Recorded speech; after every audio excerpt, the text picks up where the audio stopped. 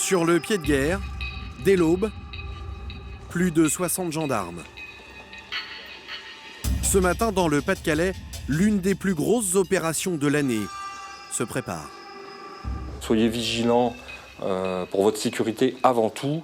Aux commandes, Rémi, 42 ans, adjudant-chef. Depuis un mois, il traque une bande spécialisée dans les gros cambriolages. Et il vient de repérer leurs planques. Moi, j'ai 3 voire 4 objectifs que je placerai en garde à vue s'ils sont présents. Rémi espère réaliser un joli coup de filet. Alors il a mobilisé d'importants moyens. Rien n'est laissé au hasard, et pourtant... Oui, allô ? Un gendarme en planque devant le repère des suspects vient de voir l'un d'entre eux entrer dans une brasserie. On va essayer de les interpeller sur le café. Bah oui, je sais bien, mais moi non plus je connais pas, on n'a pas le choix. En urgence, Rémi doit changer ses plans. Alors que ses collègues prennent position comme prévu, il improvise un nouveau dispositif. Il me faut 2 gars pour une interpelle extérieure, j'ai ma BM qui s'est barrée il y a une demi-heure. Pour l'enquêteur, c'est le pire des scénarios. Ça se passe jamais comme on veut. Une interpellation dans un lieu public. Descends pas. Ils sont dans le café en face, café vert. Tu veux les interpeller dedans ? Moi, c'est toi qui gères. Ces interpellations, c'est la fin d'un travail colossal qui a mobilisé des moyens impressionnants. Repérage en hélicoptère. On cherche un Ford avec plateau, une BM plutôt Bordeaux. Planque, de jour comme de nuit. Oh oui, c'est ça. Ils vont à droite. C'est quoi ces deux-là ? On les a jamais vus. Non. Et pose de caméra pour une surveillance continue. Yes. Ouais, c'est celle-là. C'est là. Un travail acharné que nous avons suivi pas à pas au cœur de l'enquête.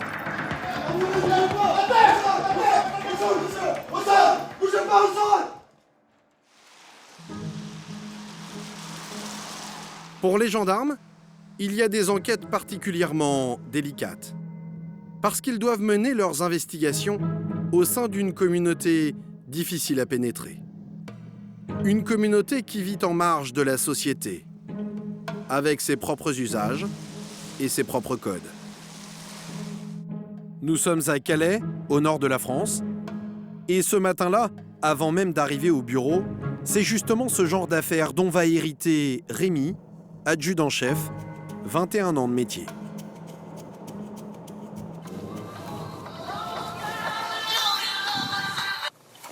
Oui, allô ? Oui, bonjour. Oui, mon lieutenant.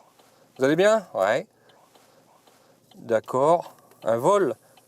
Chez une entreprise, ouais. Où ça ? Un cambriolage dans une entreprise de la région. Rémi ne le sait pas encore, mais c'est l'une des plus grosses affaires de l'année qui vient de commencer. A priori, on part sur un cambriolage chez un récupérateur de métaux local. Là. Donc je ne sais pas trop, je sais qu'il y a un préjudice important, mais j'en sais pas plus pour l'instant. Si Rémi est immédiatement alerté, c'est parce qu'il dirige un service spécialisé dans les enquêtes difficiles. Agression, meurtre ou gros cambriolage. Messieurs, bonjour. Ce service, c'est la brigade de recherche. Avant de se rendre sur place, il passe chercher 2 de ses collègues qui sont déjà en train d'écouter l'appel à l'aide reçu la nuit dernière. Oui, bonjour, établi de police. Je viens de me faire cambrioler. Je suis en récupération de fer et métaux. Au téléphone, la victime, le patron d'une casse de la région. Le corps de vol a eu lieu quand, monsieur? Il y a eu lieu cette nuit, à 3h du matin. Ils m'ont volé du cuivre. Du cuivre. Rémi se rend immédiatement sur place. Il fait de cette affaire une priorité. Allez, en avant. On prend quelle voiture ? Il faut dire que ces derniers mois, une équipe de cambrioleurs écume la région. Leur cible préférée, ce métal, très convoité.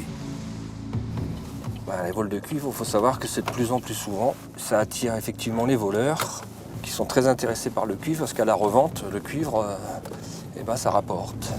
Les vols de cuivre. Le phénomène fait presque chaque jour la une des journaux. Un chantier, une casse ou même des lignes de chemin de fer dépouillées de ce précieux métal. Et tout le monde est concerné. Des trains retardés ou annulés, des villages entiers privés de téléphone et coupés du monde pendant plusieurs jours à cause des lignes arrachées. La raison ? Le cuivre est indispensable dans l'électronique ou la téléphonie. Son prix a quadruplé en 5 ans. Il se vend aujourd'hui 7 000 € la tonne. C'est un peu plus loin. Ça ne s'invente pas. C'est dans cette petite commune, les Attaques, que le vol a eu lieu. Achat, fer et métaux.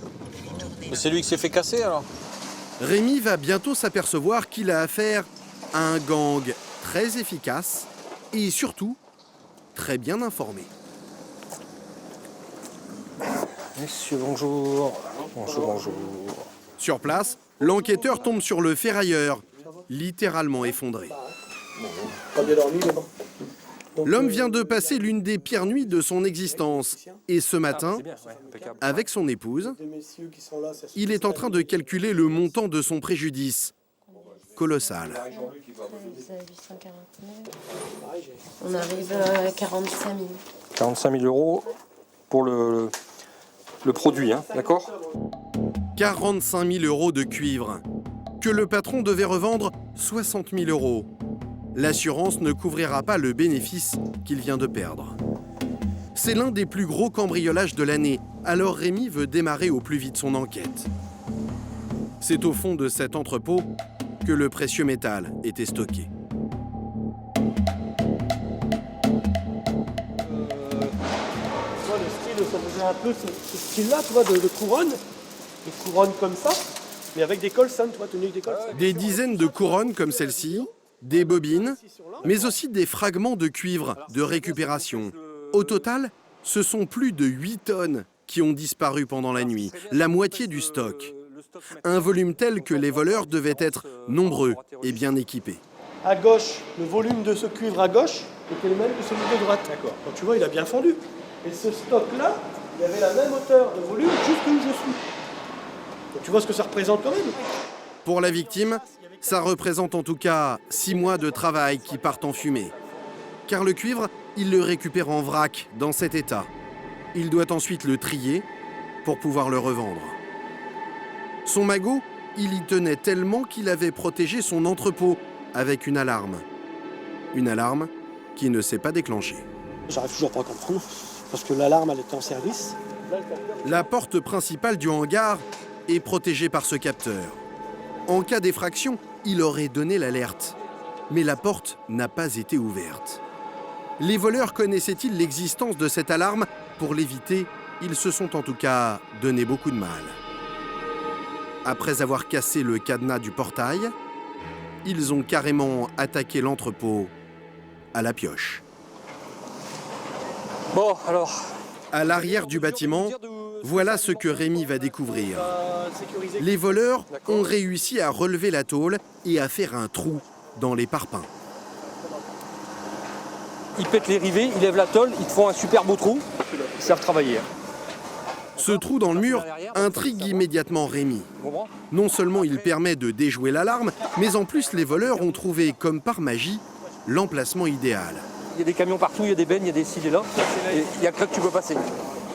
Et en effet, à l'intérieur du hangar, l'enquêteur démontre, au prix d'un peu d'escalade, qu'il avait vu juste. C'est assez étroit leur truc là. Ouais, c'est simple pour les auteurs. Bah ouais. Pas évident leur truc là. Juste derrière cette caravane, c'est là que les voleurs ont percé leur trou. Et comme par hasard, c'est l'un des rares endroits où rien n'empêche l'accès, ni ferraille, ni machine pour empêcher le passage. Les visiteurs connaissaient donc les lieux, ou alors ils étaient très bien renseignés. C'est pour ça que j'ai dit comment ils peuvent le savoir. D'accord, c'est un élément. Une fois dans l'entrepôt, ils n'ont d'ailleurs pas cherché à ouvrir la large porte coulissante équipée d'une alarme. Ils sont ressortis par cette petite porte juste à côté. Elle s'ouvre de l'intérieur et n'est pas protégée. Pour moi, il n'y a pas de capteur. Ça, encore une fois, eux, ils ont vu qu'il n'y avait pas de capteur à cette porte. savait très bien qu'il pouvait l'ouvrir sans que ça gueule. Ouais, ça explique le fait qu'ils peuvent parfaitement ouvrir cette porte, œuvrer comme ils veulent. C'est un peu dommage, mais en termes de sécurité, l'établissement n'était pas vraiment surveillé comme il aurait dû. Les voleurs ont-ils bénéficié d'une complicité interne? Ils ont en tout cas pris tout leur temps pour sortir ces 8 tonnes de cuivre à la brouette. Déjà cette boîte, là Yann, il n'y a pas qu'un seul voyage, quoi. Et on est sur une période, une durée assez longue, dans le sens où il faut quand même manœuvrer. Après, franchement culotté, les voleurs ont même fait le plein de carburant en tirant ce tuyau à l'extérieur du bâtiment et en actionnant la pompe depuis cet interrupteur. C'est pas en 15 minutes qu'ils auraient pu faire ça. Pour en savoir plus, Rémi pourra bientôt compter sur les enregistrements des 2 caméras du site à l'intérieur et à l'extérieur du bâtiment. On verra ce que nous donnent les vidéos. Voici en tout cas le parcours sans faute des voleurs. Un portail forcé, un trou de souris dans un mur en béton à l'arrière du bâtiment et le chargement du cuivre sorti par cette petite porte pour éviter l'alarme. L'enquêteur se dit qu'il a sans doute affaire à une bande organisée. Peu de chance qu'elle ait commis la moindre erreur. Messieurs, bonjour. Mais si c'est le cas, ces gendarmes vont tenter d'en profiter. Bonjour madame. Ces hommes font partie de la CIC, la cellule d'investigation criminelle. Ils vont rechercher la moindre trace, même microscopique, permettant de remonter jusqu'au cambrioleur. Je te fais faire le cheminement. Allez, d'accord. On suit. Les voleurs ont peut-être laissé sur place leur ADN, leur empreinte génétique, unique pour chaque individu. Un minuscule fragment de peau ou de la sueur peut permettre de remonter jusqu'à eux. Et Rémi sait maintenant où il a le plus de chances d'en trouver. Alors toi, ils auraient manipulé ce bouton. Ouais, bah, Sachant que ce bouton-là, ça permet d'enclencher la pompe carburant. Ils ont utilisé des pistolets pour faire du carburant. Ils ont longé le mur certainement. En arrivant ici au niveau du stock de cuivre, ils vont faire ce qu'ils vont faire. Ils vont charger parce qu'il y a une brouette aussi, si tu veux, qui a été utilisée. Donc on va pouvoir faire éventuellement un essuyage dessus sur la brouette. 3 objets où les techniciens vont tenter de relever de l'ADN. Dans leur jargon, on appelle ça un essuyage. Donc on va faire un essuyage sur le bouton, un essuyage sur la poignée pistolet, un essuyage sur le manche de brouette. Mais avant d'approcher ces zones stratégiques, les techniciens prennent quelques précautions. Alors là, j'ai mis mes équipements de protection individuelle afin d'éviter de polluer la scène par mon ADN. Ensuite, ils posent ces marques pour identifier chaque objet. Et avant de les manipuler, ils immortalisent la scène pour pouvoir vérifier la version des suspects s'ils sont interpellés. Attends Christophe, je vais prendre une vue d'ensemble, donc du 1 et du 2. Enfin, la phase la plus prometteuse de l'enquête. Ce technicien va longuement frotter avec ses petits cotons-tiges les endroits que les voleurs ont sans doute touchés. Ils y ont peut-être déposé leur ADN. Donc après on va les conditionner, on les remettra. Est-ce que après toi c'est sec ou bien on les laisse encore sécher? On les fait sécher, donc on préparera les cartons de scellés après. Ok. Les échantillons partent aussitôt au laboratoire pour analyse. Mais les résultats ne seront pas connus avant plusieurs semaines. Bon, je te remets donc les 3 prélèvements. Tu me devras juste un café. Même si les cambrioleurs expérimentés laissent rarement des traces de leur passage, Rémi veut tout tenter. Il faut toujours avoir l'espoir en enquête judiciaire, et puis c'est ce qui fait souvent la différence. Hein, c'est pourquoi se priver d'éléments si, même si ça donne rien, il faut le faire quand même, parce qu'un jour ou l'autre, ça paye. Et il y a une autre piste que l'enquêteur peut immédiatement exploiter. Car juste derrière l'entrepôt, dans cette petite maison, vit le gardien en charge de la surveillance du site. C'est lui qui a donné l'alerte. Vous allez bien? Bon. Donc vous dites à votre dame... La nuit dernière, vers 3h du matin, l'homme entend du bruit. Il sort de chez lui et tombe nez à nez avec les voleurs. Donc c'est quand vous arrivez ici à peu près qu'ils vous voient. Là, ils vous voient, ils montent dans les voitures et ils partent. Et vous repartez en courant chez vous. D'accord. Encore un détail qui intrigue Rémi, les 2 chiens du gardien en liberté sur le site n'ont pas réagi. Pas un seul aboiement pendant la nuit. Et vos chiens, à ce moment-là, ils sont... Ah, bien. Donc finalement, les chiens n'ont jamais bougé.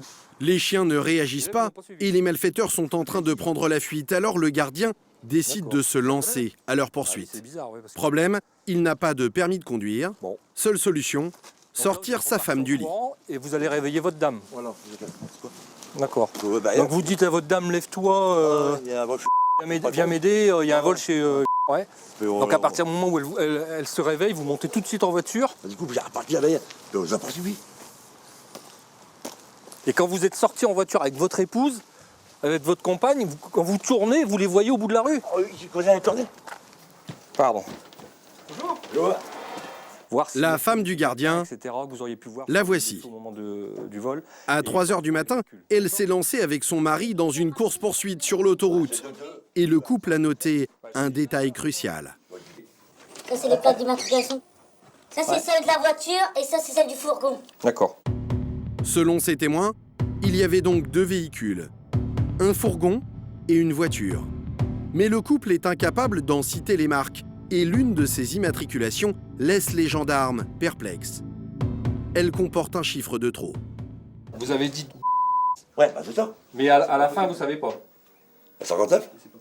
59, c'est-à-dire le numéro du département. Et là, vous vous dites que c'est 59 au bout. Ah ouais, c'est 59. D'accord.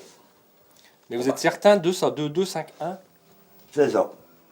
Ah putain, fou, je l'ai pris. J'ai pas mis la penchée, j'ai pas de crayon ou ça. C'est ça. Le gardien est formel, mais les gendarmes savent déjà qu'une seule de ces immatriculations est exploitable. Rémi salue en tout cas le sang-froid de ce couple qui offre à son enquête une première piste. J'aurais le permis. Là, j'en fais sinon sur l'autoroute. Bon, moi, les voleurs. Bon, moi, on était tranquille. C'est bien ce que vous avez fait déjà, vous avez quand même permis... Pas moi, ma femme, apparemment. Vous et votre femme. Ouais. C'est déjà courageux de se mettre derrière des individus comme ça. Hein. Mais pour l'enquêteur, il y a quand même des détails qui clochent. L'immatriculation erronée et ces chiens qui n'aboient pas. Alors les gardiens disent-ils toute la vérité? Ou bien cherchent-ils à garder leur place après ce vol? Pire, sont-ils complices? Pour vérifier leur version, les gendarmes ont une technique. Guidés par la femme du gardien, ils vont refaire le trajet emprunté par ces gros poissons du cambriolage. Donc c'est vous qui nous dites tout simplement à chaque étape à quel moment vous allez téléphoner au 17, à quel moment vous allez relever les plaques, etc. D'accord? On y va? Ils sont pris par où là? Gauche. Donc là ils prennent à gauche. Les faits datent d'il y a seulement quelques heures, mais vous allez voir que la mémoire de ce témoin numéro 1 est quelque peu embrouillée. Ouais, j'ai passé. Ouais, c'était ces trucs-là. Ça vous parle? C'est bon? Ah, c'était celle-là. Donc en direction de Dunkerque. Voilà. D'accord. Au départ, la femme du gardien est sûre d'elle. Elle se rappelle chaque moment de sa course-poursuite en pleine nuit. Donc là vous êtes toujours derrière eux et vous n'avez toujours pas pu relever l'immat. J'ai commencé et j'ai donné le numéro. Donc là vous commencez à relever l'immatriculation? C'est du camion parce que je me suis mis en plein phare. D'accord. Et vous êtes à peu près à ce niveau-ci là? D'accord. Ouais, à ce niveau-là. Catégorique, elle se souvient être sortie de l'autoroute juste après une aire de repos. Et c'est là que ça se complique. Vous êtes sûr qu'on est sur la bonne autoroute là, madame? Ouais, on est sur la bonne. On est sur l'autoroute que j'ai pris. Parce que on vous explique là, en fait, on est effectivement sur la direction de Dunkerque, mais les sorties que vous nous annoncez sont sur l'autoroute qui prend des directions de Saint-Omer. Je pense que sincèrement, vous vous trompez d'autoroute, madame. Ah ouais, regardez. J'avais raison, je sais pas. Donc c'est là, d'accord. Ok. Bon, bah alors autant pour moi. Je sais que c'était bien. Erdovka. D'accord. J'ai bien. Confortée par la présence d'une aire de repos à cet endroit, le témoin persiste. Elle affirme qu'un péage se trouve maintenant à seulement quelques centaines de mètres d'ici. Et je suis sortie au péage. Ça, je suis sûre, j'ai bien. Mais à la sortie suivante, aucun péage à l'horizon. La femme du gardien en perd son latin.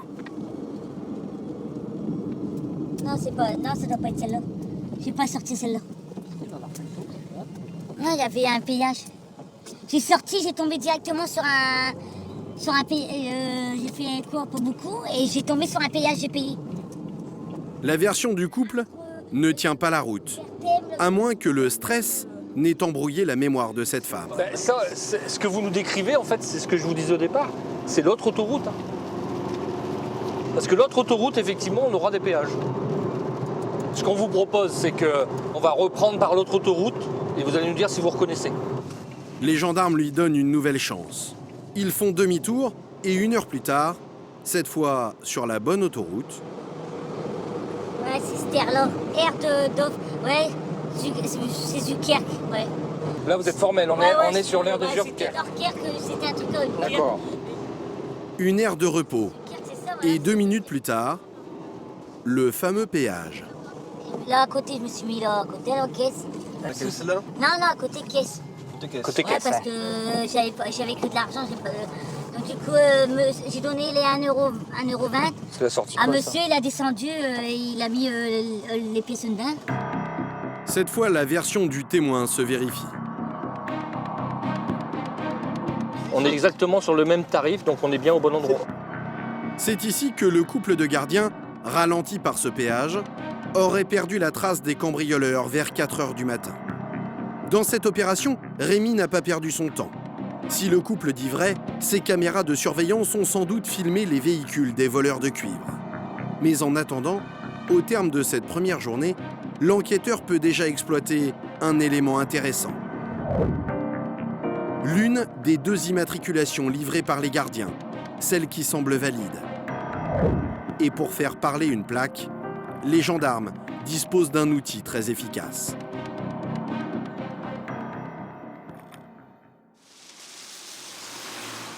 Comme tout enquêteur, Donc on le passe ici. Rémi peut en quelques clics consulter le fichier des cartes grises. Pour ça, il lui suffit de se connecter à un logiciel, le SIV, pour système d'immatriculation des véhicules. Ça va nous ramener à un titulaire de véhicule et puis on va essayer de faire l'environnement de cette personne-là, tout simplement, voir à qui on a affaire, si la personne est connue, ce genre de choses. Le collègue de Rémi entre le numéro de la plaque communiqué par le gardien. Donc c'est un transit blanc. Donc ça en correspond à un transit, camionnette. un transit blanc. Un fourgon blanc, comme celui décrit par le couple. Le véhicule idéal pour transporter de lourdes charges comme du cuivre. Premier réflexe des gendarmes, vérifier qu'il n'a pas été dérobé récemment. Ah, le SIV va nous dire tout de suite s'il est volé. Et la réponse est immédiate. C'est pas le cas. Donc ça, c'est intéressant. C'est intéressant parce qu'on sait qu'au jour d'aujourd'hui, le véhicule n'a pas été signalé volé depuis son acquisition. En clair, son propriétaire va devoir s'expliquer. Il devient le premier suspect dans cette affaire. Alors, il appartient à une personne de nationalité roumaine. Pour savoir si cet homme a déjà fait parler de lui, Rémi dispose d'un autre logiciel. On va le passer en mode Judex, vérifier un petit peu s'il est connu des services de police et de gendarmerie. Et surprise, il a déjà un sacré pédigré. Alors, il est connu. Donc il est connu, ça c'est bien. Avec la même date de naissance. Ouais. Il est connu pour des cambriolages. Ah, un individu connu pour cambriolage. Des cambriolages, et pas n'importe lesquels. Entre les liens, par 4 individus roumains, le VL porte sur des métaux usagés, vraisemblablement déjà découpés, clôturant le site de la déchetterie. Bon. Donc ils se dirigent vers la benne à métaux et se servent de divers métaux usagés qu'ils déposent dans leur fourgon. Alors là, ce qu'on peut constater quand même, ce qui est intéressant pour nous, c'est que là, on a affaire quand même à un individu qui est connu pour des faits similaires aux nôtres. Donc c'est quand même intéressant. C'est quand même une piste qu'il va falloir qu'on explore sérieusement. Dans l'une de ces affaires, l'homme a été interpellé dans un camp de Rome. Il est au camp des Dains-Beaumont. Ouais. Parce que là, on a aussi... Donc le 12 juillet 2012, il était au camp des Dains-Beaumont. Qui doit être un camp de gens du voyage ou de Roumains. Donc ça, c'est quelque chose qui est intéressant et qu'on devra vérifier. Intéressant, mais pas franchement une bonne nouvelle pour Rémi. Le suspect appartient sans doute à la communauté des gens du voyage, une population qui vit dans des caravanes et se déplace sans cesse. Alors comment faire pour le localiser? Dans ce genre de cas, les gendarmes ont une technique très efficace. Rémi va lancer, via la messagerie interne de la gendarmerie, un appel à tous ses collègues de la région. Tu leur donnes le signalement du véhicule qu'on a, Et puis, si après, ils peuvent aussi faire le tour de leur campement qui vérifie effectivement la présence physique du véhicule, quoi. Ça serait intéressant pour nous de faire ça quand même. Hein. À partir de maintenant, si un gendarme du secteur contrôle le propriétaire du fourgon ou voit passer son véhicule, il doit alerter Rémi en urgence. Mais en attendant, l'adjudant-chef a un autre moyen d'en savoir plus sur les voleurs. Les vidéosurveillances fournies par le ferrailleur. Et les enquêteurs sont loin de se douter de la surprise qui les attend.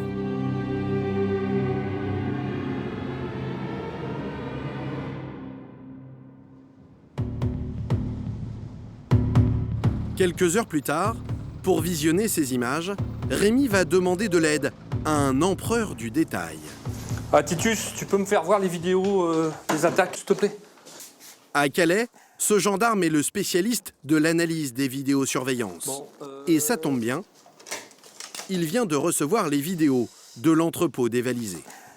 On voit bien le stock de cuivre là. Là, ils sont sur le stock de ils cuivre. sont sur le stock là. À l'intérieur, l'image est sombre. A priori, pas grand-chose à voir. Mais le gendarme a déduit de cette vidéo des informations importantes, à commencer par le nombre de ces voleurs de cuivre. Là, tu vois, 1, 2, 3. 1, 2, ouais, sûr, et le 3, ouais, d'accord. Chaque tache de lumière correspond à une lampe torche. Les voleurs étaient donc au moins 3. Rémi sait maintenant qu'il court après une bande organisée. Une bande qui a pris tout son temps pour dévaliser cet entrepôt, si l'on en croit l'heure indiquée sur la vidéo. On peut voir qu'ils ont commencé à partir de 20h54. 20h54, j'ai les premières lampes torches à l'intérieur du hangar, jusqu'à 3h35. Au total, les voleurs ont donc passé plus de 7 heures sur place. 7 heures à déménager des brouettes de cuivre sans que personne n'entende rien. Rémi trouve cette affaire de plus en plus étrange. C'est fou quand même que les chiens réagissent pas à ça. Ouais, c'est un peu étrange quand même. Et Titus va très vite repérer un autre détail très intrigant. Cette fois sur la deuxième caméra fixée à l'extérieur du bâtiment. Ici, aucune trace des malfaiteurs, mais en revanche... Donc là, on est face au bungalow sur le bout, donc on voit... Ouais, d'accord. Là c'est son bungalow en haut, d'accord. Dans le champ de la caméra, la petite maison du gardien. Devant Rémi, l'homme avait expliqué avoir été réveillé par le bruit vers 3 heures du matin. Mais voilà, la vidéo semble raconter une autre histoire. Entre 1h et 1h20, à 4 reprises, il va bouger le rideau de la porte. La porte arrière du bungalow? La porte arrière. De 1h10 à 1h20. Et qu'est-ce qu'il fait concrètement? Il regarde? Rien. Le rideau s'écarte. Après, si c'est lui ou pas, j'en sais rien. Mais le rideau s'écarte et il ne sort pas. Tu as fait moi voir ça là? Hop. Ah oui. Tu vois? Vers 1h du matin, c'est-à-dire 2 heures avant le départ des voleurs, une silhouette se présente à la fenêtre à 4 reprises et semble observer l'entrepôt. Et pourquoi il regarde comme ça? Ouais, c'est un peu étrange quand même. Si les gardiens dormaient vraiment, comment expliquer ces allers-retours à la fenêtre? Le couple héroïque, qui a poursuivi les voleurs, serait-il en réalité complice? Ce qui est compliqué à comprendre, c'est que sa déclaration n'est pas forcément, ne corrobore pas forcément les éléments et les faits qu'on a pu nous constater.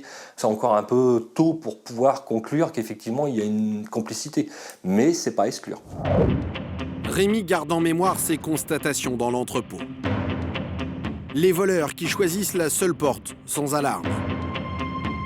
Les chiens qui n'aboient pas malgré le bruit. Et maintenant ce rideau qui bouge 2 heures avant le départ des voleurs. Dans ce genre de cas, les gendarmes ont une technique. Enquêter discrètement sur la vie privée des potentiels complices. Très souvent, ils découvrent de mauvaises fréquentations ou des soucis d'argent passagers qui les conduisent sur une mauvaise pente.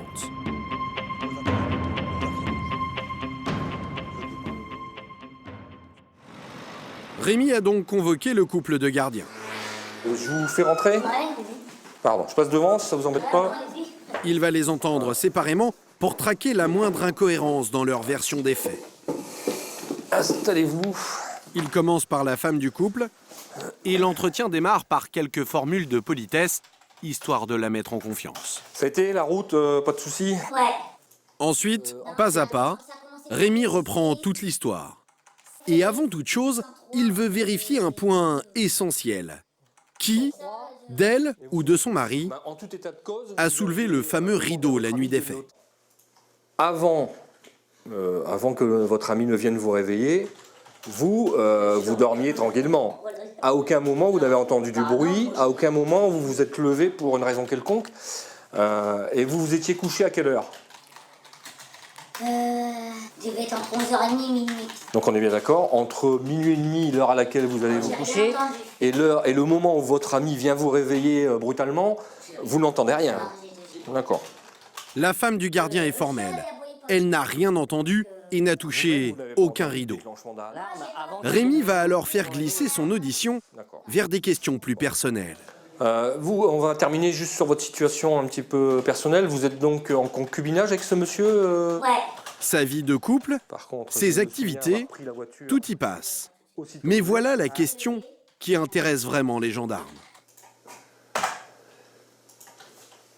Vous n'avez pas de soucis particuliers, je dirais problème financier, problème... Monsieur ne travaille pas, donc...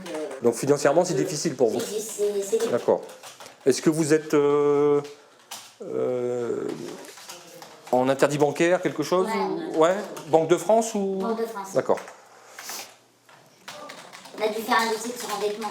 Vous avez fait un dossier de surendettement? Voilà, D'accord. on sort beaucoup de crédits. Comme ça, après, vous montez. De gros problèmes financiers. Les gendarmes le savent, très souvent dans les affaires de complicité, l'argent est la principale motivation. Allez, merci à vous. Si il est en difficulté financière, peut-être a-t-il été complice qu'il a laissé travailler les auteurs.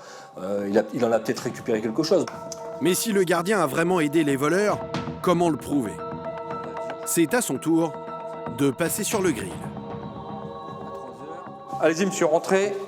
Voilà, vous allez vous installer en face, regardez monsieur, il y a une place impeccable. L'homme n'a pas d'antécédent judiciaire. S'il a la moindre responsabilité dans cette affaire, il ne résistera sans doute pas à une audition musclée. Rémi et son collègue Titus vont tenter de l'impressionner. Je vais vous poser des questions, mais je vais vous expliquer concrètement aussi que j'ai du mal par moment à croire à votre version. Oh. Dites-moi, je suis complice. Alors, on n'en est pas au point de dire que vous êtes complice, mais j'ai des questions qu'il faut clarifier. L'homme semble tomber des nues. Mais Rémi va méthodiquement pointer du doigt les incohérences de son récit. Première d'entre elles, les voleurs sont restés sur place pendant 7 heures et il n'a rien entendu. Mon souci, c'est qu'entre 19h30 et 3h, il ne se passe rien, alors que vous-même, vous êtes là pour surveiller. Il ne se passe rien et les gens sont en train de voler. Il y a presque 6 ou 7 heures de travail, de vol, et vous n'entendez rien. Comment puis-je penser, moi, que vous n'êtes pas en lien avec ces gens? La télévision, que la plusieurs qui doivent être à fond. Et moi, c'est un peu sûr. Mais c'est vrai, mais tout seul. Donc chez vous, il y avait un peu de bruit. Ah bah ouais. La télé aurait couvert le bruit des voleurs. L'explication est plausible. Mais vient ensuite le principal élément à charge. Ce rideau qui bouge à 4 reprises alors que le gardien affirme dormir à point fermé. On a une vidéo qui est, je dirais, positionnée de façon à ce que l'on voit aussi votre bungalow. Et à votre bungalow, à 1h12, on voit qu'il y a une personne qui écarte le rideau, qui regarde dehors. Est-ce que vous vous souvenez de ça, vous? Ah non. Non? On voit bien qu'il y a quelqu'un qui écarte le rideau un petit peu, et pendant une dizaine de secondes. Ah mais toujours, le petit chien est toujours là aussi. Hein. Le petit chien est toujours à la porte. Hein. Pourquoi c'est lui qui écarte le rideau? Mais il s'amuse. C'est vrai, c'est vrai. Non, vous allez quand même pas me faire croire qu'un chien écarte un rideau. Ah bah non. On n'est pas dans la 4e dimension, là. Hein. Est-ce que vous avez regardé à la fenêtre, ouvert le rideau à plusieurs reprises entre minuit 30 et 3h? Bah je fais souvent, ouais, tous les jours. Est-ce que vous l'avez fait ce jour-là? Est-ce que vous l'avez fait ce jour-là? Bah je sais pas, vous m'avez dit. D'accord. Mais c'est possible que vous l'ayez fait. Ah ouais, c'est possible. D'accord. Pour le gardien, la pression est trop forte. Il finit par s'effondrer. Rémi met fin au supplice. Regardez-moi en face. Bah oui, Regardez-moi dans oui. les yeux. Regardez, et on va clore le débat. Ouais. Monsieur, est-ce que vous avez à voir quelque chose avec ces voleurs? Vous de pistolet. Je jure sur la tête de ma fille comme un bon monde, là. D'accord. Sur mes gosses. D'accord. J'ai rien à mettre dedans. En gros- J'aurais des compris, j'aurais pas compris, qu'on se parcourt avec eux sur l'autoroute. J'aurais fait partir. D'accord. L'enquêteur sent que l'homme ne joue pas la comédie. Il n'a sans doute rien à voir dans cette histoire et redevient un héros. Écoutez ce que je vous dis, monsieur. Si je vous croyais pas, je pense que je vous aurais mis en garde à vue. Bah ouais. D'accord? Ouais, ouais. Donc voilà, donc rassurez-vous, je vous crois. Cependant, nous avions besoin de vérifier quelques éléments Mais c'est troublants. normal. Ouais, L'histoire de la vidéo se posait des questions. Bah ouais, Là, écoutez- votre témoignage nous rassure. Il fallait juste vérifier la Ouais. situation. Et on peut, en l'état actuel, penser, d'accord, je pense que mon collègue sera d'accord avec moi, on peut penser qu'effectivement, vous n'êtes pas complice de ces gens Voilà, et bah, qu'il faut même rendre à César ce qui appartient à César. Dites-vous bien que c'est grâce à vous si on arrête les auteurs. Titus acquiesce et rend à César ce qui lui appartient. Allez-y. Alors, Mais alors, si le gardien est innocent, il reste une énigme à résoudre. Pourquoi ces deux chiens n'ont-ils pas défendu l'entrepôt? Ont-ils été drogués? Connaissaient-ils les voleurs? Pour y voir plus clair, les gendarmes vont devoir faire le test et jouer les cambrioleurs.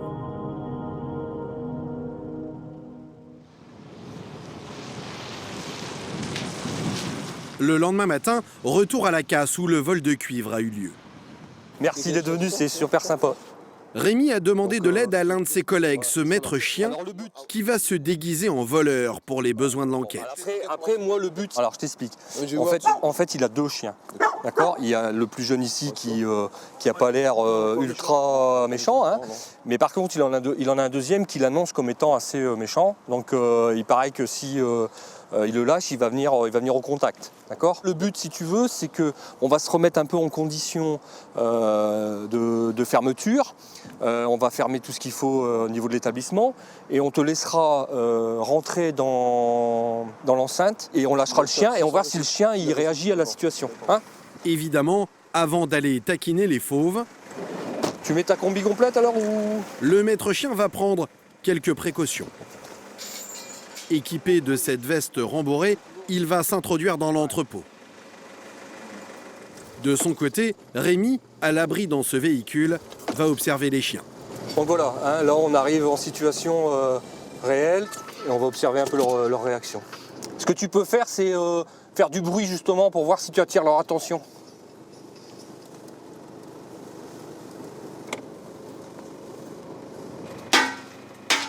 Le maître chien cogne sur ces objets métalliques depuis 10 bonnes minutes, lorsque les deux animaux pointent enfin leur museau. Ah, ils sont là les chiens, ils arrivent.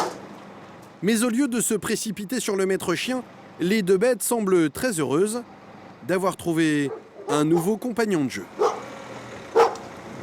Là, on a du foudre de guerre. Avec quelques croquettes, le maître chien parvient même à s'en approcher et à s'en faire des amis. Ouais, je peux partir. C'est QFD.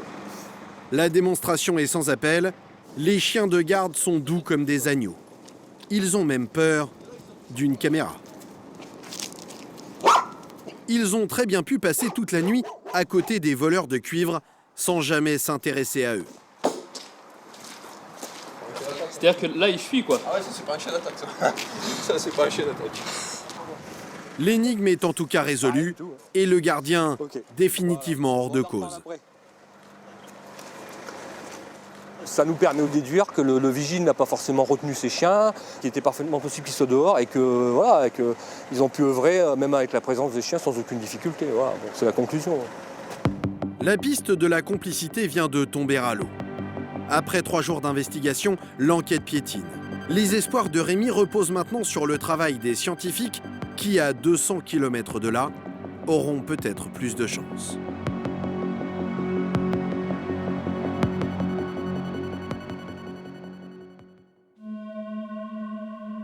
Rosny-sous-Bois, en banlieue parisienne. C'est ici que se trouve l'IRCGN, l'Institut de recherche criminelle de la Gendarmerie nationale. Rémi a envoyé dans ses laboratoires ces fameux cotons-tiges. Les échantillons prélevés dans l'entreprise cambriolée sur l'interrupteur, la pompe à essence et la brouette. Des objets susceptibles d'avoir été touchés par les auteurs du vol et donc de garder des traces de sueur ou de minuscules fragments de peau des suspects. Depuis 3 jours, ces prélèvements passent dans toute une série de machines comme cette centrifugeuse pour être analysés. Les résultats sont attendus aujourd'hui. Si des traces d'ADN sont présentes, elles s'afficheront sur cet ordinateur. On se rend compte qu'il n'y a aucune caractéristique génétique qui a été déterminée sur l'ensemble des régions d'ADN analysées. Donc aucun renseignement exploitable au niveau de l'ADN en tout cas. Nouveau coup dur pour Rémi. C'est sûr. Rien du côté du gardien, rien non plus du côté de l'ADN. Il n'a pour l'instant qu'une seule et unique piste. Ce suspect, propriétaire d'un fourgon dont l'immatriculation a été repérée par le couple de gardiens. Et c'est justement de ce côté-là que l'enquête va enfin progresser.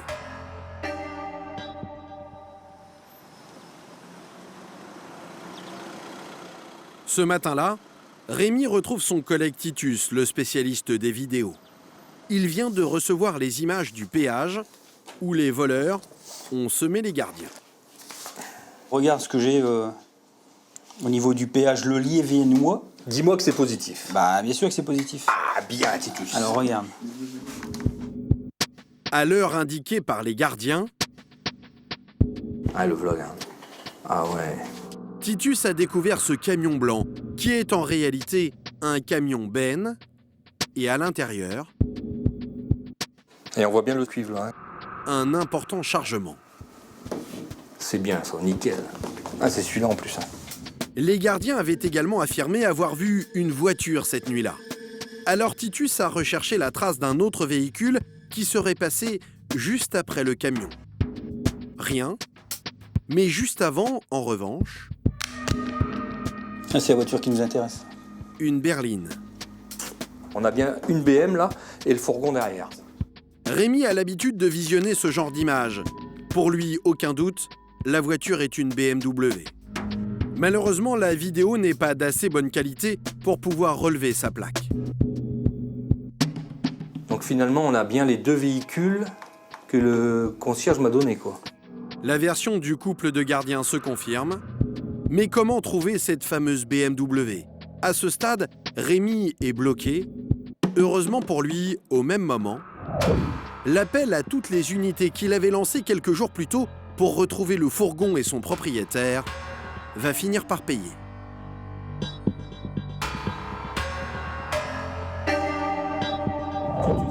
De retour au bureau dans l'après-midi, Rémi n'a même pas le temps d'enlever son blouson. Rémi, tu vas appeler Rodolphe, ouais. Ouais. Son collègue veut lui annoncer la nouvelle qu'il attendait. Ouais, qu'est-ce qu'il y a de chaud ? Voilà. Donc j'ai eu contact avec la brigade de recherche d'Arras. Ah, d'accord. Ouais. À 100 km de là, d'autres gendarmes ont repéré le fameux fourgon lors d'une opération dans un camp de Rome. Donc ça, c'est dans le cadre des interpelles qu'ils avaient mené sur un camp il y a 15 jours, 3 semaines, ça. Concernant les D'accord. métaux. Ouais. Donc 2 choses. La première, donc les identités. Au niveau des identités, donc c'était contrôlé le 11 octobre 2012 au camp de Montigny-en-Goël. Ouais. On tombe sur... Ah là, ça c'est bien, ça. C'est notre gars. Là, on a un match positif. Et le propriétaire de ce fourgon semble faire partie d'un gang bien rodé. Leurs collègues d'Arras connaissent sa manière d'opérer, sa manope, dans le jargon des gendarmes. Je vais te décrire la manope qu'ils font. 2 véhicules, un véhicule léger qui rentre. Les personnes dans le véhicule léger font les fractions. Ils arrachent le bardage, ils rentrent dans les bâtiments, dans les sociétés. Et il y a un camion qui passe derrière et qui charge et après ils se barrent. On est pleinement sur la même manope, là. Exactement la même manope. Donc je pense qu'on fait bonne route. Pour en savoir plus, le meilleur moyen, c'est de se rendre sur place. Les Calaisiens partent immédiatement pour Arras. Leurs collègues sont à plus d'1 heure de route, mais malgré la distance, Rémi et ses adjoints vont gagner ce jour-là un temps considérable.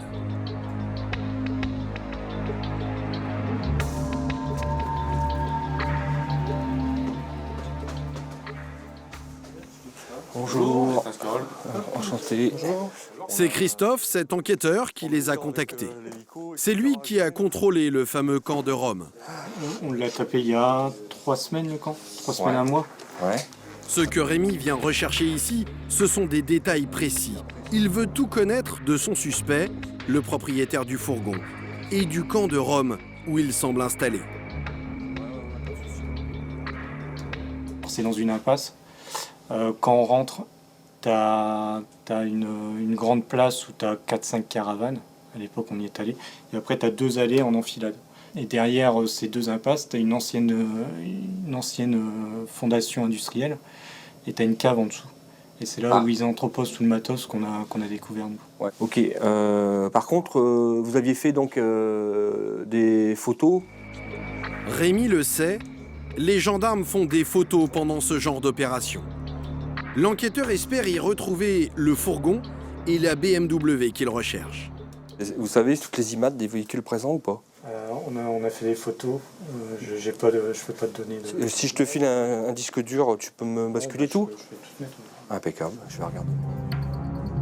Ces clichés vont bientôt faire basculer l'enquête de Rémi. Sur le chemin du retour, l'adjudant s'empresse de regarder les photos. Et là, au milieu des caravanes et des familles, surprise, une BMW Bordeaux avec une plaque qu'il repère immédiatement. Oh les gars, trop bon. On fait match. Ah ouais, direct.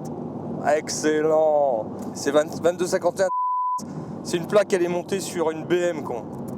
Si l'immatriculation de la BMW a fait tilt dans l'esprit de Rémi, c'est parce qu'elle est identique à celle donnée par le gardien. À un détail près, l'homme avait rajouté le 59, numéro du département. Il s'agit en réalité d'une plaque espagnole. Maintenant, on est certain qu'on est sur une bonne piste, qu'on est sur le campement qui est le bon, et on a retrouvé la trace de cette immatriculation sur le camp. Donc voilà, ça me permet d'entrer sur le camp, ça permet de vérifier. On est bien, c'est excellent. Et pour Rémi, ce n'est que la première bonne nouvelle. Car les gendarmes d'Arras lui ont fait un deuxième cadeau. Lors de leur contrôle dans le camp, plusieurs habitants ont été pris en photo. Et parmi eux, le propriétaire du fourgon. Excellent. Et j'ai la trombine à aussi. Bien ça. Ouais. Bah ouais, attends. C'est cool qu'ils aient fait ce contrôle là, on est bien, hein. Rémi n'avait pour l'instant que 3 suspects sans visage. Il a désormais celui de l'un d'entre eux, le propriétaire du fourgon utilisé pour le casse. Toujours rien en revanche sur les 2 autres, mais il sait désormais comment retrouver le propriétaire de la BMW, grâce à sa plaque espagnole. Ouais, Thierry. Il appelle aussitôt Titus, resté à Calais, pour qu'il se renseigne sur lui dans les fichiers de la police française, mais aussi espagnole. De retour à la gendarmerie, son collègue a déjà les résultats de cette recherche. Je vais marquer au tableau comme ça, ce sera plus facile. Concernant la BMW immatriculée 2251, elle appartient à qui est originaire d'Espagne. Lui aussi est roumain, et en Espagne, il a déjà un casier bien rempli. Il est connu pour 34 faits de cambriolage, vol de métaux, etc. Ah ouais. La voiture, elle est signalée par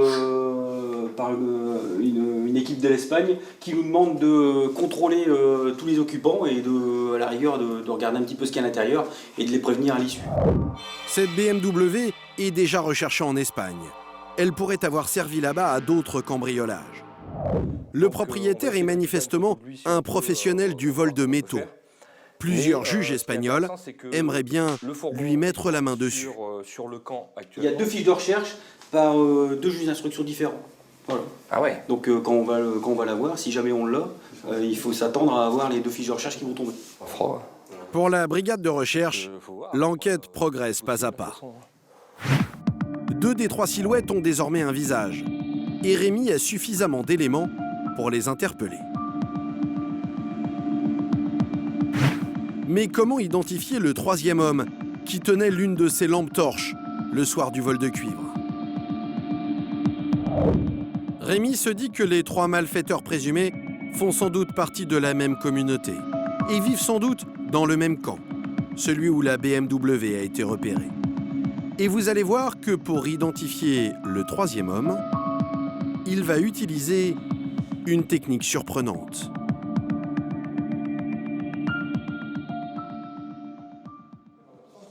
Cette technique permet de localiser n'importe qui grâce à son téléphone portable. Chaque appel passé ou reçu sur un mobile est transmis par une antenne relais comme celle-ci. Il y en a sur tout le territoire et grâce à elle, les gendarmes peuvent situer chaque téléphone à l'heure précise d'une communication. Or, Rémi sait que le soir des faits, les voleurs se trouvaient entre 20h et 3h du matin autour de l'entreprise de métaux cambriolés. Et à 4h, au niveau de ce péage. Les gendarmes ont donc demandé aux opérateurs téléphoniques la liste des numéros localisés à ces 2 endroits dans ces créneaux horaires. Les identifs. Il a les identifs. Les identifs des numéros. Alors. Et ils viennent justement de recevoir les résultats. Au total, une dizaine de numéros. Alors, on est sur quoi là?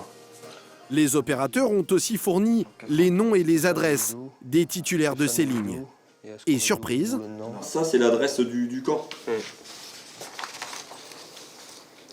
Puis là c'est marqué Caravane. Caravane de la place, à Lille. Bon, on est peut-être dans le vrai. Hein. Le Victor Hugo, il faudra regarder. Ici, on a Jaurès. Là c'est l'adresse du camp. Oh, elle est peut-être bien. Certains propriétaires de ces portables résident apparemment dans le fameux camp de Caravane qui intéresse les gendarmes. Mais comme ils changent souvent d'adresse, comment être sûr qu'ils y vivent toujours? La brigade de recherche va encore une fois utiliser les informations des gendarmes d'Arras. C'est peut-être bon, c'est de revérifier sur les listings qu'on a, tu sais, sur les premières vérifs qui ont été faites par Arras. Je vais te sortir la liste des personnes. Leurs collègues viennent de contrôler certains habitants de ce camp. Il n'y a plus qu'à comparer la liste des noms qu'ils ont relevés avec celle des titulaires de ces lignes. Là. Donc là, on a un téléphone qui revient sur du à Montigny-en-Gouel. À Montigny-en-Gouel. Au boulevard Saint-Vendée, ça c'est le camp. C'est le camp, ouais. C'est le 85, 95. Celui-là il vient au camp. Celui-là vient au camp. D'accord. Rémi cherchait son 3e suspect et au final, ce sont pas moins de 5 téléphones qui se trouvaient dans le périmètre de la casse et celui du péage la nuit du vol de cuivre. Alors combien était-il exactement ce soir-là? Voilà comment l'enquêteur compte le découvrir. En première phase d'interpelle, on va, dès notre arrivée sur place, faire sonner, contacter tous ces téléphones-là. Si effectivement ça sonne dans des caravanes, on ira vérifier déjà l'identité, on ira vérifier que c'est le bon téléphone, et en fonction de ces éléments-là, on placera éventuellement les gens soit en garde à vue si on peut le faire, soit on les entendra en audition de témoin pour qu'ils nous expliquent pourquoi ce téléphone est dans leur caravane, quoi. En clair, une simple sonnerie trahira peut-être le 3e homme et éventuellement d'autres complices. Après 2 semaines d'enquête, la phase finale est maintenant imminente. Les gendarmes s'apprêtent à interpeller leurs suspects. Le problème, c'est que les gens du voyage sont très mobiles et changent souvent d'adresse. Rémi doit donc s'assurer que la BMW Bordeaux et le fourgon qui a transporté les 8 tonnes de cuivre n'ont pas levé le camp. Et l'enquêteur doit le vérifier sans se faire repérer.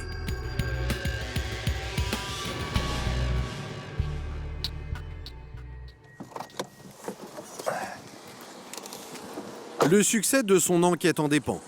Alors Rémi mobilise tous les moyens de la gendarmerie, même les plus impressionnants. Ce matin, il a rendez-vous sur cet aérodrome avec 2 spécialistes des repérages aériens. Monsieur, bonjour. Jean-chef de la BRKD. C'est vous qui m'emmenez là-haut? Tout à fait. Bon, ok. Donc le but de la mission, si vous voulez, c'est qu'on survole le camp de Montigny-en-Gouel. L'idée, c'est d'essayer de me repérer 2 véhicules qui font l'objet des cibles qu'on a. C'est des véhicules qui appartiennent aux gars qui ont volé chez nous. L'hélicoptère est équipé d'une arme redoutable. Une caméra très puissante, protégée derrière cette coque. Elle est capable de repérer et de photographier à des kilomètres de distance une plaque d'immatriculation. Pression température, c'est bon, les portes c'est bien fermé, tout le monde est attaché derrière. Oui. Oui. Ok, là c'est le page général. En quelques minutes, l'hélicoptère atteint la zone à surveiller, juste à la sortie de cette petite ville du Nord. C'est là que se trouve le camp où la BMW a été vue la dernière fois. Il faut que je récupère le focus, voilà. Grâce aux 2 écrans placés devant lui, cet opérateur peut cibler les objectifs et les analyser en direct. J'envoie le point. On va sur le premier point. Donc normalement, le camp se trouve ici. C'est vraiment précis. Hein.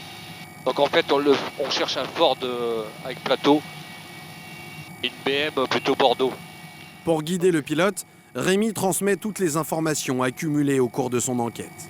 En fait, le camp il se compose de 3 parties. Il y a une partie qui fait plutôt place principale et après il y a 2 allées. Et la BM, je crois qu'elle est dans l'une des allées là. C'est pas ça, il y a ça. Hop.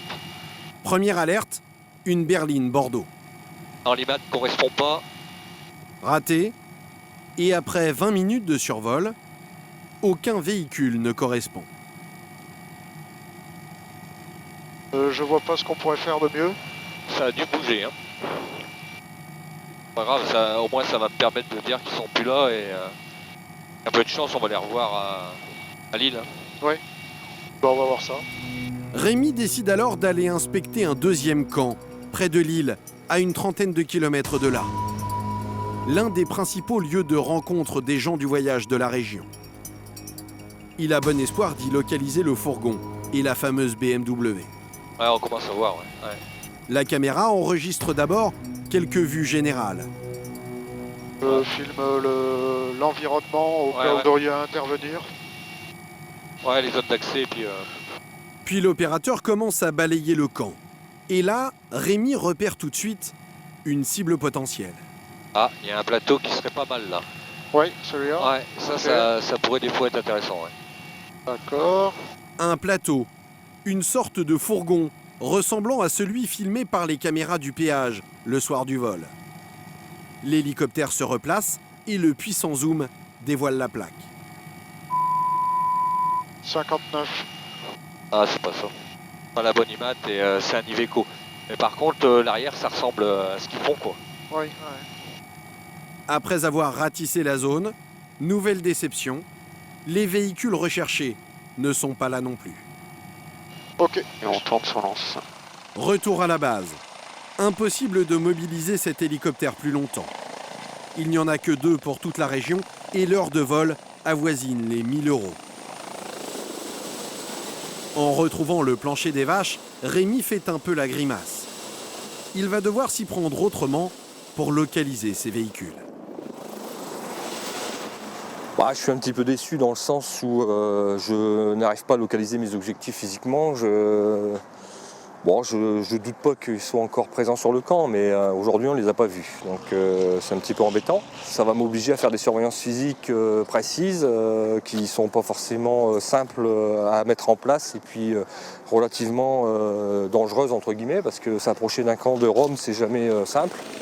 Rémi va devoir prendre des risques. Il est persuadé que ces suspects sont toujours dans le camp où ils ont été repérés il y a 1 mois. Peut-être se sont-ils juste absentés quelques heures aujourd'hui.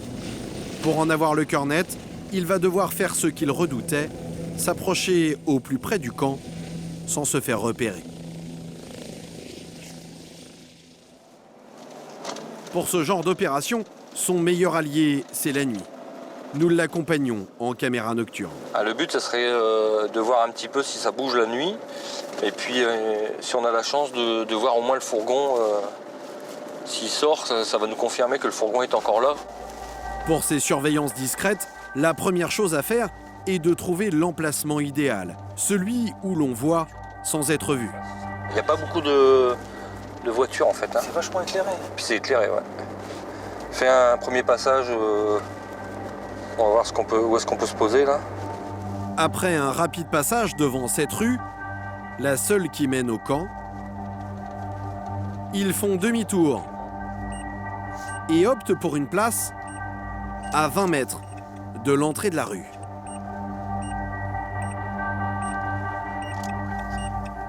Après, essaye là, quoi. Ça n'est pas l'emplacement parfait, ils sont éclairés par un lampadaire, mais d'ici, ils pourront surveiller les allées et venues. Tu vois de ton côté là? Ouais, je vois la sortie. Ouais. Tu vois les voitures passer? Je vais pouvoir te les annoncer. Ouais. L'idéal pour Rémi serait de surprendre les suspects en pleine action. En général, quand ils partent sur les cambriolages, ils partent à peu près à cette heure-là pour travailler. Donc, si on a la chance que, par exemple, ce soir, ils décident de monter sur un cambriolage, on va peut-être voir sortir un fourgon, on va peut-être voir sortir les véhicules qui nous intéressent. Commence alors une longue attente.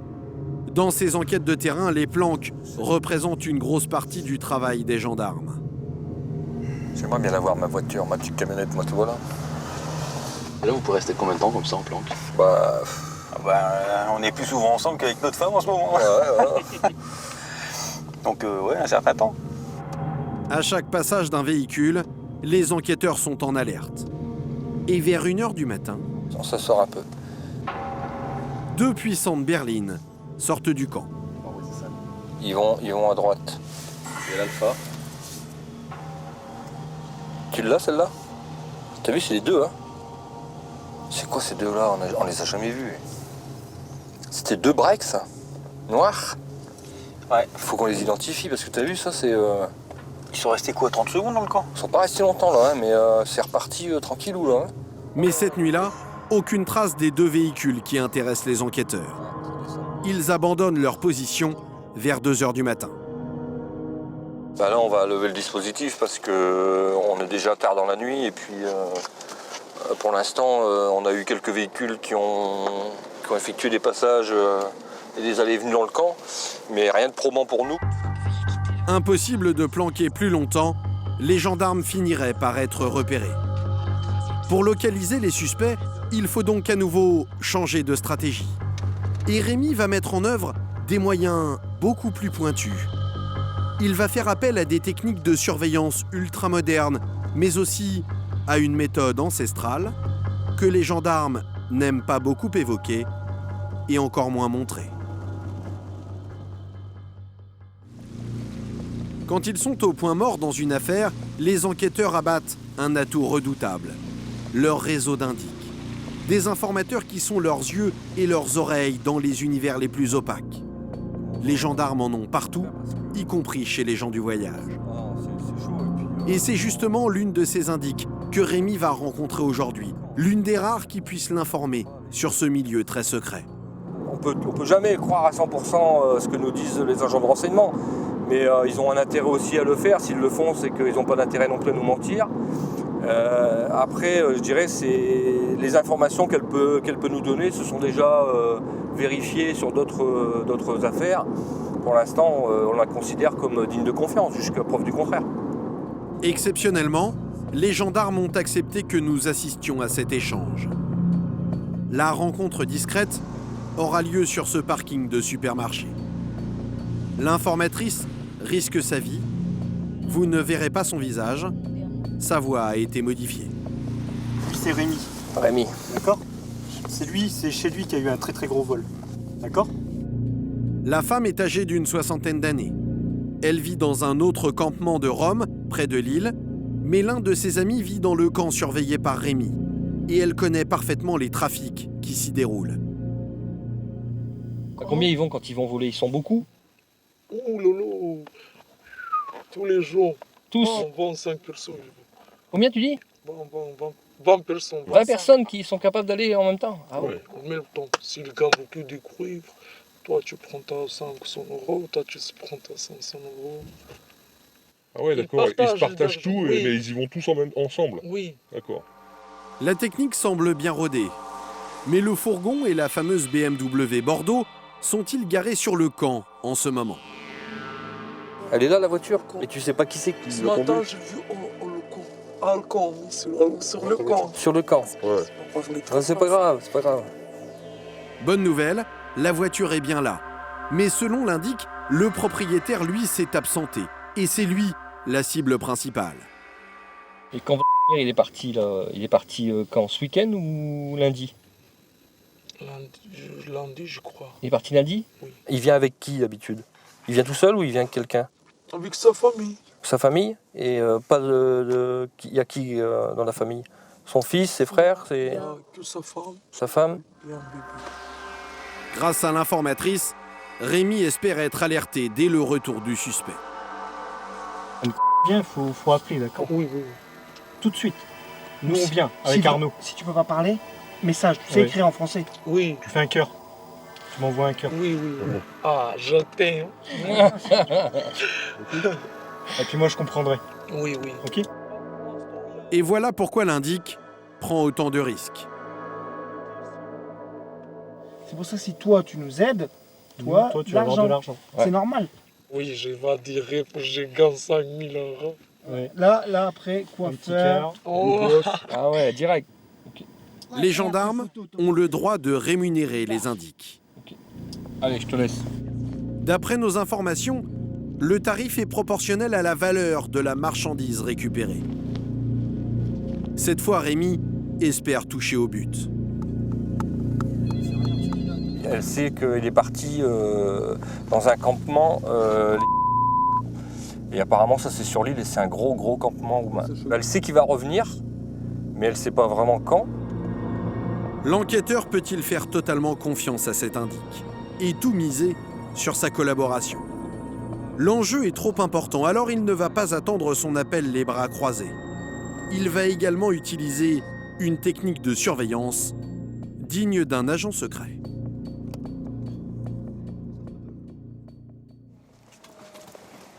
Le lendemain matin, Rémi et son collègue Titus se rendent dans une section très spéciale de la gendarmerie d'Arras, la cellule des renseignements judiciaires. Salut, tu vas bien? Ici, 2 enquêteurs sont spécialisés dans les technologies numériques.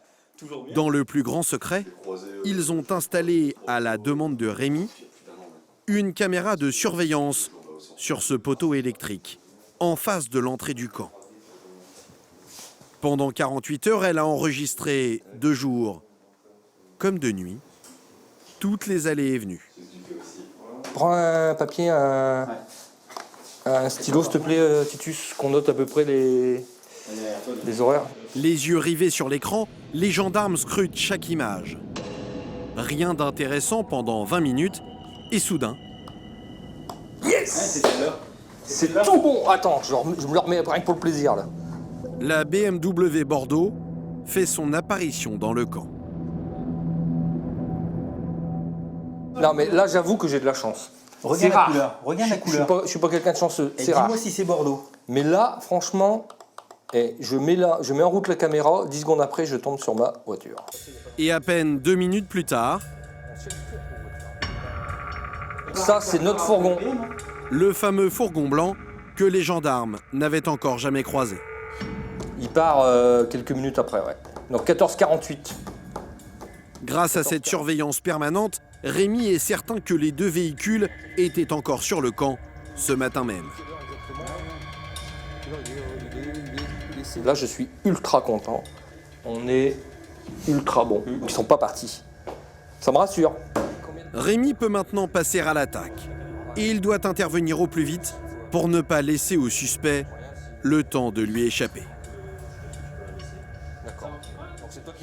Je te dis merci surtout. Et puis. Demain à l'aube, les gendarmes vont investir le camp de Rome.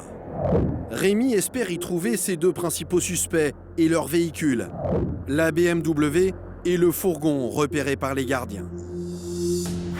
Il tentera aussi d'identifier d'éventuels complices en faisant sonner leur téléphone portable. Et vous allez voir que pour ce genre d'opération, les gendarmes n'hésitent pas à mettre les moyens.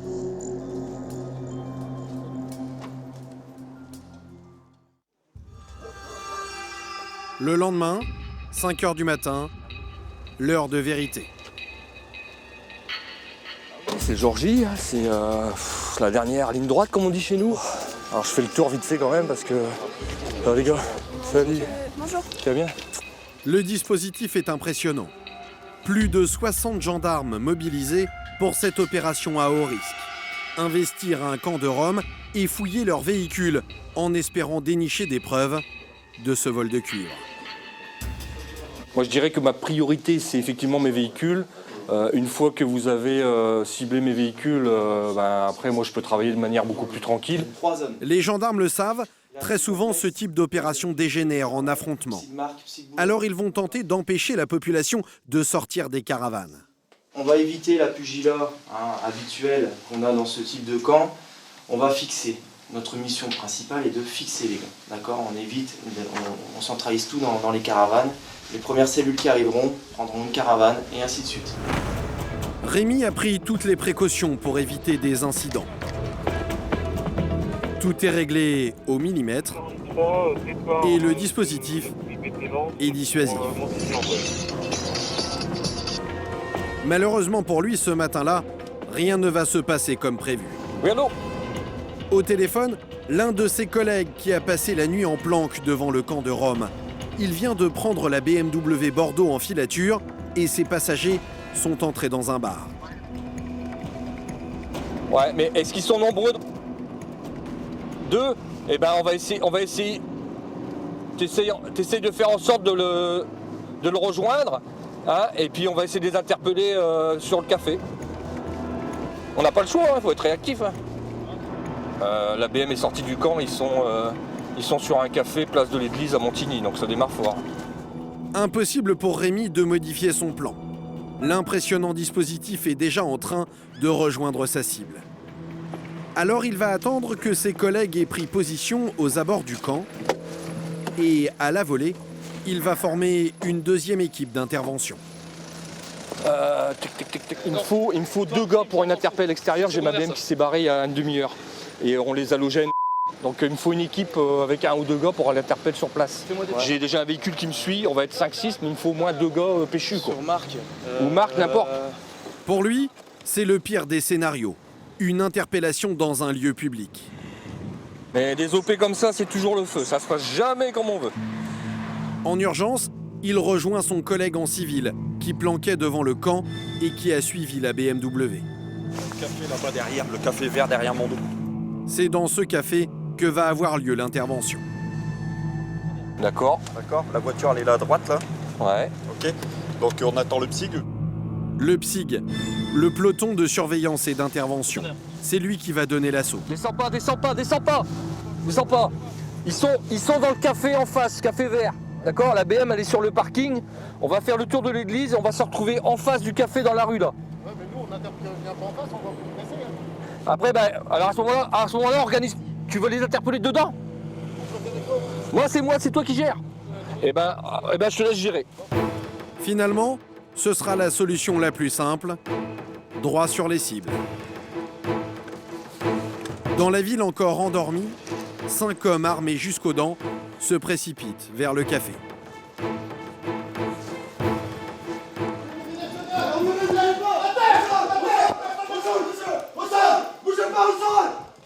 Opération de gendarmerie, monsieur, vous inquiétez pas. Au milieu des clients, 2 hommes face contre terre. Et parmi eux, le propriétaire de la BMW. Objectif interpellé pour nous dans le café. Premier réflexe des gendarmes, récupérer les clés de sa voiture. L'homme se laisse interpeller sans résistance. Demandez-lui s'il a une pièce d'identité sur lui. Les gendarmes sont accompagnés d'une interprète roumaine et le suspect lui demande immédiatement la raison de son interpellation. C'est vol par effraction en réunion. Vol par effraction en réunion. Aucune réaction. Sur lui, les gendarmes retrouvent une carte d'identité roumaine et, plus étonnant pour un homme sans emploi, une grosse somme d'argent. 553, 554, 554,50. On essaye d'activer les gars pour éviter de perturber les gens au maximum. Pour nous, c'est bon, l'interprète. C'est bon. Régis, il prend celui-là en compte jusqu'au camp. On s'articule après. Et nous, on va le mettre dans notre véhicule BR, celui-là. Le propriétaire de la BMW est immédiatement placé en garde à vue. L'homme qui l'accompagnait est conduit à la gendarmerie pour une vérification d'identité. Pour Rémi, la journée commence bien. Déjà un suspect et un véhicule dans ses filets. C'est bon. Malheureusement, au même moment, dans le camp, tout ne se passe pas aussi bien. Dimanche, je viens d'apprendre que sur le camp, il n'y a pas le fourgon. Donc on va voir, je redescends sur le camp maintenant, on va voir ce que ça peut faire pour les téléphones, etc. Le fourgon a disparu tout comme son propriétaire. Ouais. Alors Rémi va utiliser sa botte secrète. Faire sonner les 5 téléphones portables identifiés au cours de son enquête. Ceux qui, la nuit du cambriolage, ont suivi la trajectoire des voleurs et qui appartiennent à des habitants du camp. Avec cette technique, l'adjudant-chef espère identifier d'éventuels complices. Alors il se précipite sur place. Merci. Mais pour nous, impossible d'aller plus loin. Donc je vais vous demander d'arrêter de filmer sur le camp et de rester à l'extérieur. Nous n'avons pas été autorisés à pénétrer dans le camp. Ces opérations sont délicates et une caméra pourrait envenimer la situation. C'est depuis l'entrée que nous filmons la scène, ou plutôt que nous l'écoutons. Et vous écoutez s'il y a des téléphones qui sonnent. C'est vous. Et le monsieur qui est dedans, c'est qui? C'est qui, monsieur? Ça a sonné en même temps. Mais toi, t'as fait quel numéro? J'ai fait le 761. Au total, 2 hommes et 2 femmes sont trouvés en possession de ces portables suspects. Ils sont conduits à la gendarmerie et vont devoir s'expliquer. Rémi n'a rien trouvé d'autre sur le camp, ni cuivre, ni fourgon. Allez, ciao, merci, salut. Et pour lui, c'est l'étape la plus difficile du dossier qui commence. Parti pour les auditions là? Ouais, parti pour les auditions. Maintenant, la phase enquête pure commence. Terminer la phase interpelle et on attaque les choses sérieuses en procédure maintenant. Rémi en sourit, mais il le sait, la partie est loin d'être gagnée. Contre le seul suspect qu'il a interpellé, les éléments sont maigres. Il est le propriétaire de l'une des voitures présentes le soir du vol, mais aucune preuve plus directe de son implication. Il va donc falloir le faire avouer. L'homme est mis en cause dans une trentaine d'affaires en Espagne, mais il est inconnu en France. Alors il va faire son entrée dans les fichiers de la gendarmerie. Ça le laisse dans sa bouche, comme une sucette. Son empreinte génétique, son empreinte digitale, Comme ça. sa photo. Désormais, s'il laisse la moindre trace sur une scène de cambriolage en France, les gendarmes sauront à qui s'adresser. C'est Titus, le collègue de Rémi, qui va maintenant se charger de son audition. Et d'entrée, le suspect clame son innocence. Qu'est-ce que vous avez fait dans la nuit de vendredi à samedi, de vendredi 2 novembre au samedi 3 novembre? Ce ați făcut în noaptea? Cumetrie, botez. Donc ce soir-là, il y a eu un baptême sur le camp, donc il a fait la fête. Plus je me suis saoulée. Un alibi difficile à vérifier dans cette communauté très solidaire. Et le suspect peut aussi expliquer pourquoi sa voiture a été vue le soir du vol. Oui, je prête la voiture à toutes les personnes qui sont sur le camp. C'est comme ça chez nous. Moi aussi, si je demande, ils me donnent ce que je demande. Ah ouais. Vous allez nous faire croire que votre véhicule est utilisé par des personnes dont vous ne connaissez même pas les noms. Demandez-lui s'il nous prend des jambons. Deci vă pune întrebarea ei de șmecheri sau... Pas de réponse. Alors, histoire de le laisser réfléchir, les gendarmes vont mettre le propriétaire de la BMW en cellule pendant quelques heures.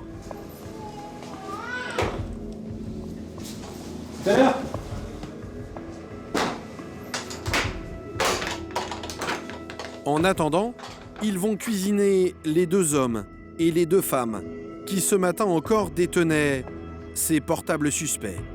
Ces téléphones localisés le soir des faits dans la zone de l'entrepôt de cuivre et près du péage emprunté par les cambrioleurs présumés. Et voilà leur version.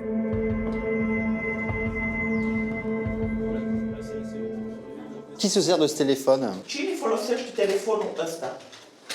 De când am venit acum folosesc eu de 3 zile. Depuis que je suis arrivé, depuis 3 jours, c'est moi qui l'utilise. Ça fait longtemps qu'on vous a donné le téléphone portable? De mult timp s-a dat telefonul ăsta portabil? Depuis 3 jours environ. Depuis quand êtes-vous en France?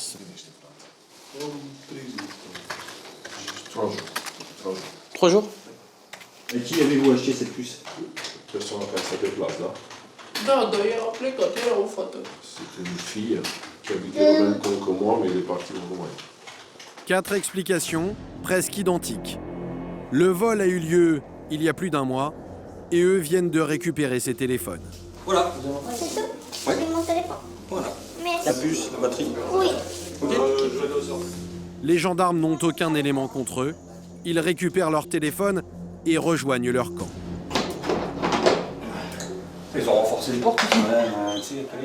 Comme souvent dans ce genre d'enquête, Rémi se retrouve dans une impasse. Alors il va utiliser ses dernières cartouches.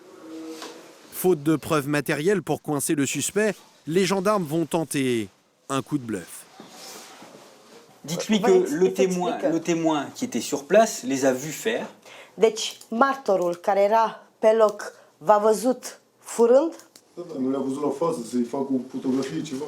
Par contre? Oui, mais est-ce qu'ils nous ont vu le visage? Ils nous ont vu le visage? Ce témoin-là est capable de regarder les photos et puis de nous dire si vous a reconnu ou pas. Deci, martorul ăsta, persoana asta, este capabil să le spună ce persoane, pentru că au văzut persoanele, ce persoane sunt. Da, domnul, și bine. Donc, c'est très bien. Păi că n-am fost, domnul. Pentru că je n'y étais pas. Raté, le suspect maintient sa version. En coulisses, Rémi dirige les opérations et veut tenter une nouvelle manœuvre. Faire croire au suspect qu'il risque une extradition vers l'Espagne, où il encourt une lourde condamnation pour une trentaine d'affaires. Avouer les faits lui permettrait de rester en France en attendant son procès. Tu les aggraves, toi? Peut-être si tu l'attaques sur le fait de l'Espagne, parce qu'il a peut-être peur de justement redescendre en Espagne. S'il sait qu'il est recherché, c'est peut-être un bon moyen pour toi d'apporter le truc, de lui mettre une pression.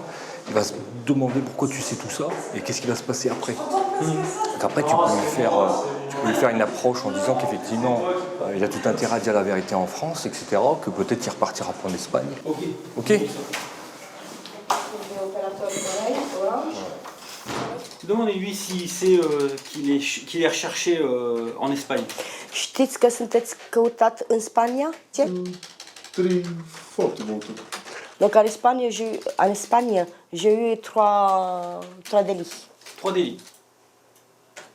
Dites-lui qu'il est recherché actuellement pour des faits de vol de métaux par 2 juges d'instruction. 2 judecători de instrucție pentru furt de metal. Da, am fost, dar nu mă condamnat. Donc, il dit que non, j'ai pas été condamné. Et je lui ai demandé s'il a été devant un tribunal. Il m'a dit oui, mais j'ai pas été condamné. Encore raté, avant même la fin de la garde à vue, les gendarmes perdent espoir d'obtenir des aveux. Moi, je veux bien la réattaquer jusqu'à la fin des 24 heures, mais je suis pas sûr que... Ce sera à la justice de se prononcer. Nous, on a rattaché ce qu'on pouvait rattacher en termes d'éléments. Voilà. L'homme va être remis en liberté et c'est le procureur qui décidera d'éventuelles poursuites. Je vais prendre ta place, Thierry. Les mâchoires serrées, Rémi va annoncer la nouvelle au propriétaire de la BMW. Je vous informe qu'on va mettre fin à votre garde à vue, à votre mesure de garde à vue. Donc il faut savoir que le magistrat va être destinataire de la pièce de procédure et de l'ensemble de la procédure, et que ce magistrat a un délai de 6 mois pour apporter une réponse pénale. L'homme peut rentrer chez lui, mais les poches vides. Son argent est confisqué en attendant une décision de justice. Il lui prend l'argent définitivement? Oui, définitivement. Définitif. Pour l'instant. Parce que je Pentru moment.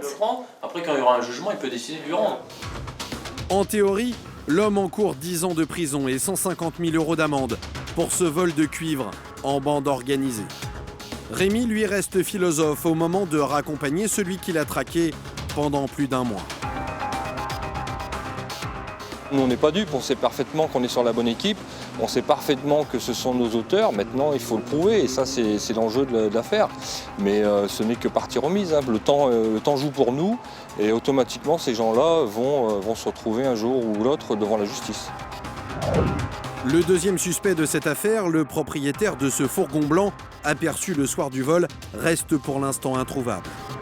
Inscrit au fichier des personnes recherchées, un simple contrôle d'identité le conduirait en garde à vue.